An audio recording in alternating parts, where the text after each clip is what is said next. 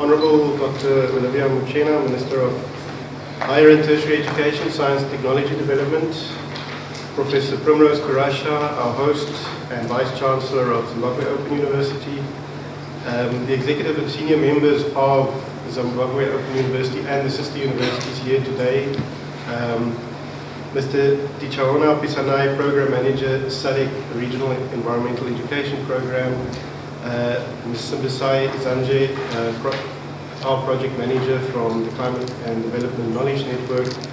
Ladies and gentlemen, as national stakeholders and as participants in this Climate Change Council in Zimbabwe consultations, all protocols observed. And from my side as well, I would like to say, on behalf of Yushi Kutecha, the Chief Executive Officer of SARUA, the Southern African Regional Universities Association, thank you so far already for the positive response we've had in arranging this consultation, and thank you very much for the wonderful turnout today. It's specifically significant for us that the event is hosted by the Zimbabwe Open University, because the Vice Chancellor is also the Chair of SARUA, so we are very grateful for that. And we are very grateful for the response we've received so far and the interest we've received so far. And it's wonderful to see this room full of people today. What you will participate in the next day and a half is an initiative that's been 3 years in the making. In October 2010, SARUA hosted a Southern African Higher Education Leadership Program to review the contribution higher education is making in Southern Africa on important issues such as climate change and how universities are responding to challenges such as climate change. Now, 3 years later, after that meeting adopted in 2010, a framework for action on climate change and adaptation in higher education in SADC, we see the fruits of that in this one-year mapping study, which is the first part of a 5-year program. If we look at SADC, and if we talk at SADC, it comprises 15 member states. We're talking of a population of over 257 million people living over a surface area slightly bigger than China. It accounts for only 16% of the African continent's area, but its diverse membership is reflected in the diversity of climate profiles. From the Namib Desert to the Great Rift Valley to the Aldabra Atoll to Victoria Falls, Southern Africa is one of the most vulnerable regions, and you saw that in the presentation previously, to the impacts of climate change. Floods, droughts, sea level rise, water availability, land degradation, we heard about that this morning.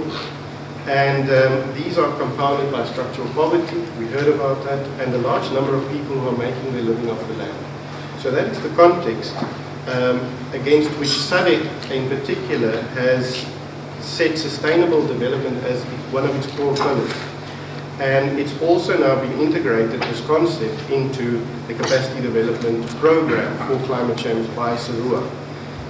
Seeing as SARUA is also formally associated with SADC, as is the SADC Regional Environmental Education Program. SARUA itself was established in 2007, and the green booklets you were handed this morning gives you an overview of what SARUA has been involved with in the last 6 years. And from 2014, while there's currently 61 vice chancellors, members of SARUA from public universities, there has been a decision made that in future SARUA will also be open to private university membership. So the membership is going to grow. SARUA bases its activities on 4 pillars. It really looks first of all at thought leadership. It generates research around key topics like climate change. It then has purposeful engagement where it engages with its partners and its universities on those topics. It provides capacity building support around these themes that it identified and prioritized, and it also provides advocacy and influence to see how it can further strengthen the response of higher education institutions in the region to such issues as climate change. So our ultimate objective really, and that's what we're trying to achieve, and that's what you can see in the diagram in your background document, is to revitalize higher education in the region, is really to make sure that by building a regional scientific base of knowledge, the SADC universities and the SADC countries and the stakeholders in these countries are responding to the SADC programs and creating a knowledge base on how SADC responds to SADC climate change issues. And that's really important for us.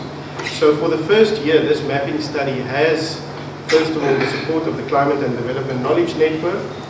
It has the support of the SADC Regional Environmental Education Program, and it has the support of SARUA members in each country.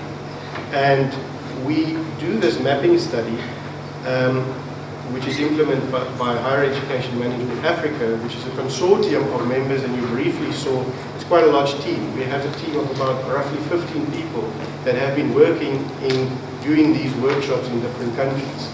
A week ago I was in Angola with a colleague in Angola doing a similar workshop. 3 weeks ago, Professor Hela was in Malawi with another colleague doing a similar workshop. So we have done 12 of these, and this is now our final one for this year. And I'm glad it is this one, I must say, because of this wonderful turnout and hosting. So why do we come here? I think that we could have just sat somewhere and done our research, done desk-based research like we already do in providing you with a background information document.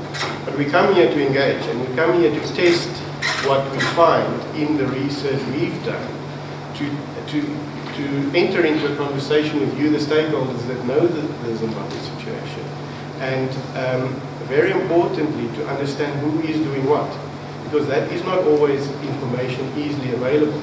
We have found in many of the countries that we have encountered and met researchers, people who have in-depth knowledge of climate change issues in that country that we might not have been aware of otherwise. So that's the primary reason we are here, and that's why we want to, in the next day and a half, really get your input as well into how you see the climate change challenges for Zimbabwe, what the climate compatible development means, and who's doing what and how can the universities respond to it, and in the region. So just to confirm, we've done workshops like this in Namibia, Botswana, Mozambique, Swaziland, Zambia, South Africa, Seychelles, Mauritius, Malawi, Tanzania, Angola, and now Zimbabwe. And what we need to do with all of this, first of all, you give us the input which we will use to produce a country report for Zimbabwe.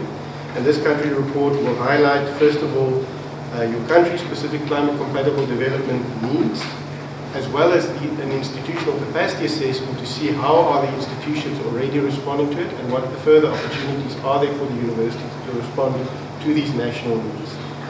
That then becomes part of a bigger knowledge co-production framework, which we'll produce at the end of this year, where all these country reports, similar to the one that we produce here in Zimbabwe, become part of a regional collaborative framework, where we say, these are the themes that we are picking up, and we think there's a particular opportunity around, for example, drought-related agriculture impact research, or something like that. So we need to distill from all these country reports what are the themes, what are the common themes, what are the areas of expertise, or what are the areas that there is maybe not sufficient expertise that we think needs to be developed inside.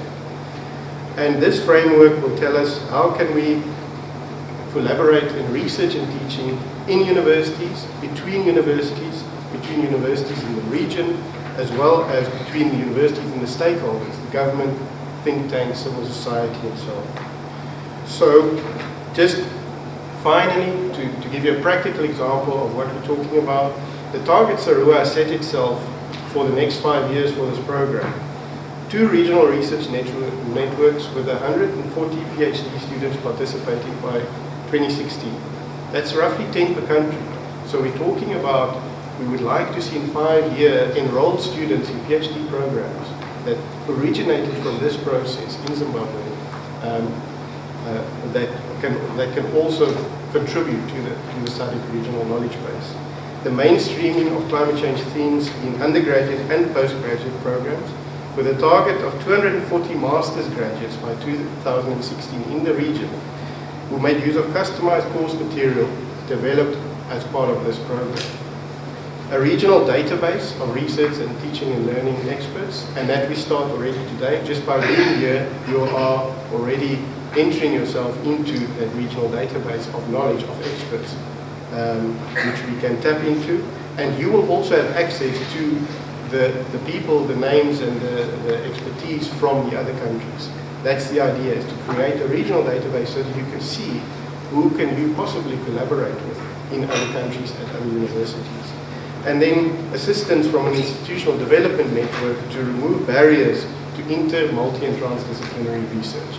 And then we will have some policy briefs written at the end of this project, around about January next year, which addresses for university managers, for teachers and researchers, and for policymakers what needs to be done to foster collaboration in the region. So finally, it's a mapping study. That's what we're doing, and that's what you will contribute to us today and tomorrow. And this is what we're doing in 2013. But from 2014 onwards, it will be putting these things into action, getting the programs developed, getting the students registered, and starting to work together in the region.